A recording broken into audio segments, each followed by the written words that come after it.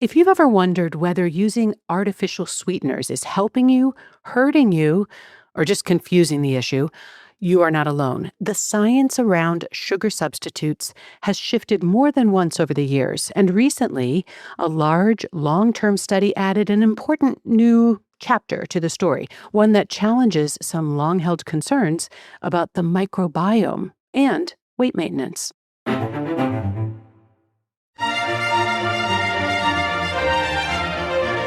Hello, and welcome to the Nutrition Diva podcast, a show where we take a closer look at nutrition news, research, and trends, and help you make more informed decisions about what you eat.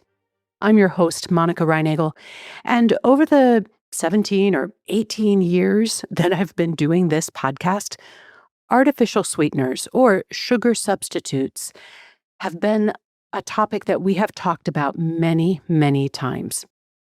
Our mothers and grandmothers used saccharin, also known as sweeten low, to sweeten their tea and coffee, but saccharin fell out of favor in the 80s, in large part due to fears about cancer risks that were ultimately debunked.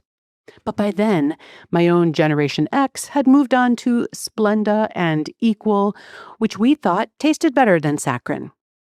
By the time the millennials were looking for ways to cut calories, the more natural sweeteners like erythritol, stevia, and monk fruit were on the scene. So although the color of the little packets kept changing, the underlying premise was largely the same. By replacing sugar with one of these sugar substitutes, we could reduce the amount of calories and sugar we consumed. But even as the sweeteners continued to evolve, questions remained about whether these ingredients were really helping. After all, epidemiological studies clearly showed that the people who used these sweeteners the most were more likely to gain weight or to become obese. Then again, that could have been a case of reverse causality. They were using the sweeteners because they were already struggling with weight gain. There were also some suspicions that even though they did not contain any sugar or calories, that sweet taste might still trick the brain somehow, leading to increased hunger or sugar cravings, or even fat storage. These concerns have also mostly been debunked, but by then, a new fear had arisen. Sugar substitutes might drive weight gain by messing with your microbiome. Some short-term studies showed changes in the gut bacteria population after heavy consumption of these sweeteners. And in the absence of further research, it seemed prudent to exercise some caution, particularly around heavy use. Now, if you comb through the Nutrition Diva archives, some 850 episodes strong, you will find episodes exploring every little twist and turn of this saga, including the possibility that these sweeteners might cause unhelpful changes in our gut bacteria. But some research that was published late last year adds important new information to that aspect of the story. Now, this was a large and, more importantly, a longer-term trial that looked at how replacing sugar-containing foods with artificially sweetened equivalents affected body weight and the microbiome. And the results may surprise you. This year-long trial involved about 300 adults with overweight or obesity.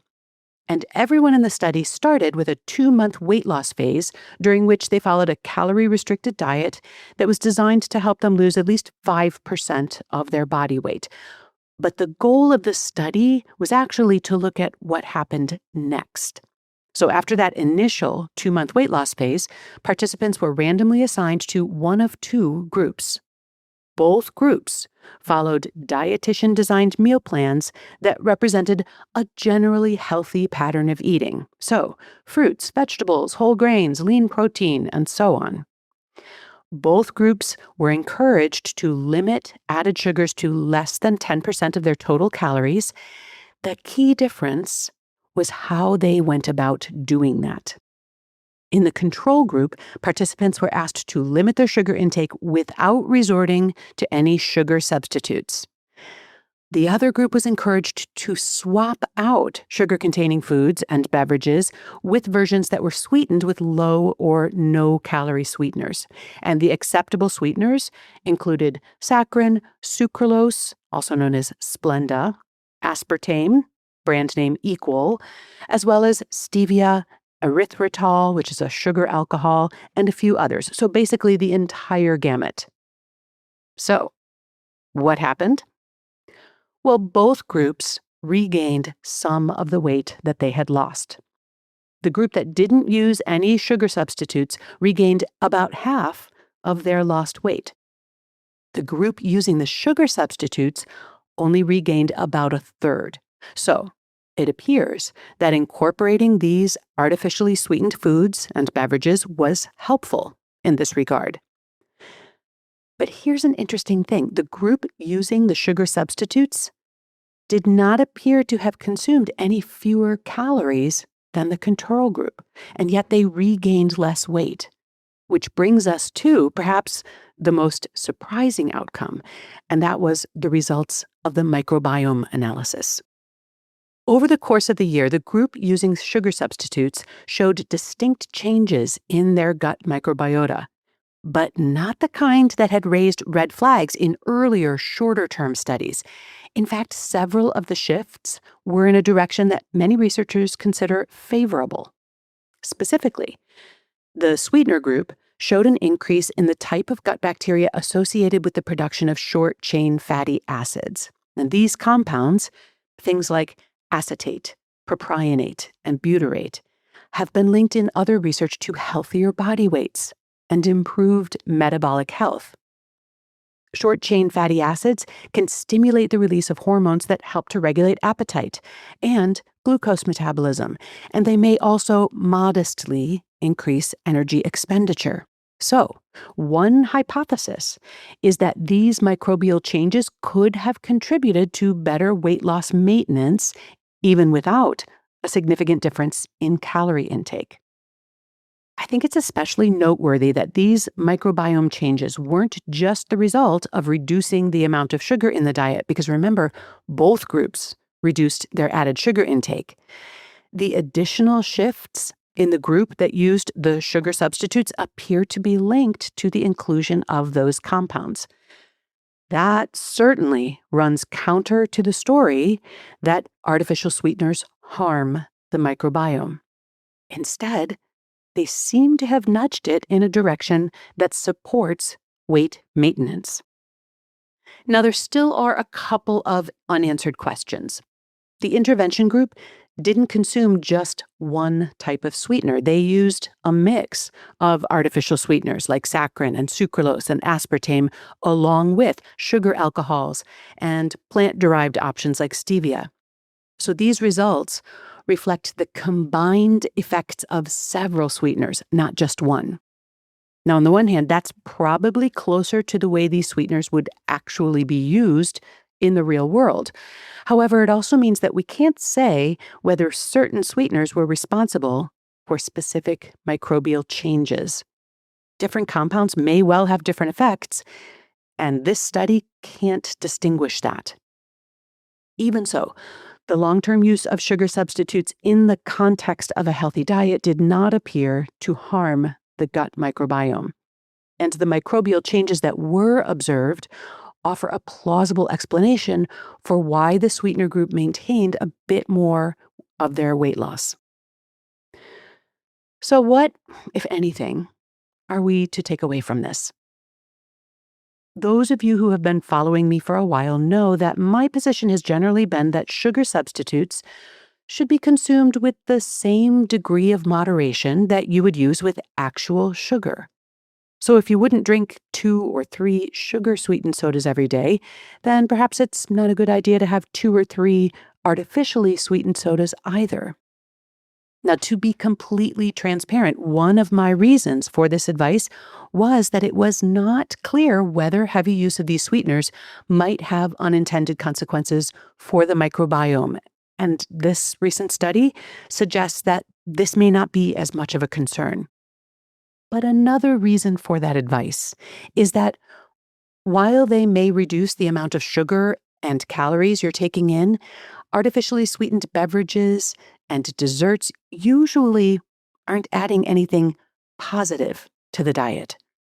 And they don't really fill you up. So rather than have you eat tub after tub of calorie-free Jell-O, I'd prefer that you get in the habit of having a piece of fresh fruit, perhaps, when you're in the mood for a little something sweet.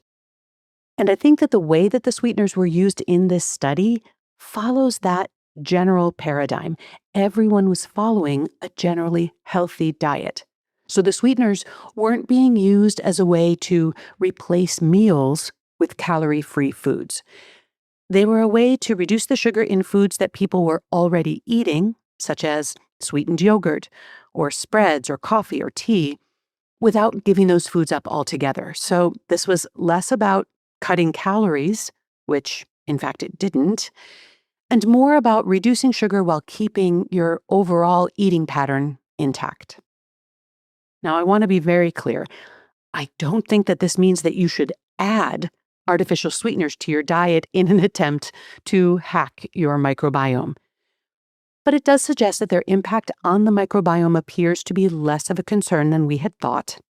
If anything, the effects on the gut flora were somewhat positive, at least when used in the context of a healthy diet. And that is really the key. Because even when they are sugar-free, sweetened foods are never going to be the foundation of a healthy diet. But as this study demonstrates, when used thoughtfully, they may sometimes be a useful tool. So I'd love to hear from you on this one. Have you found sugar substitutes to be helpful or counterproductive? If you've been avoiding them, will this new research cause you to rethink your position on that? You can let me know by emailing me at nutrition@quickanddirtytips.com. Or if you're listening on Spotify right now, look for the poll in your player and log your vote. And if you're interested in having me present at your next virtual or in-person conference, you can find out more at wellnessworkshere.com. Nutrition Diva is a Quick and Dirty Tips podcast. Holly Hutchings is our director of podcasts. Steve Riekeberg is our audio engineer. Morgan Christensen heads up podcast operations and advertising. Rebecca Sebastian is our manager of marketing and publicity. Nat Hoops is our marketing and operations assistant. And Maram El-Naguib is our podcast associate. Thanks to all of them, but most of all, thanks to you for listening.